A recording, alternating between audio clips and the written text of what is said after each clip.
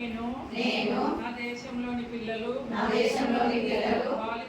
బాలికలు మహిళలను పోషణ లోపం నుంచి విముక్తి చేస్తూ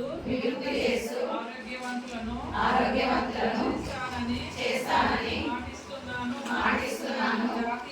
జాతీయ పోషణ మాసం సందర్భంగా నేను ప్రతి ఇంటికి సరైన పోషణ పోషకాహారం తాగునీరు పరిశుభ్రతలపై సమాచారం ఇస్తాను. నేను పోషణ అభియాన్ దేశవ్యాప్త జనచైతన్యంగా మలుస్తాను. ప్రతి ఇల్లు బడి పల్లె పట్టణం సరైన పోషణ నినాదాలతో మారుమోగేలా చేస్తాను. జనచైతన్యం ద్వారా నా దేశ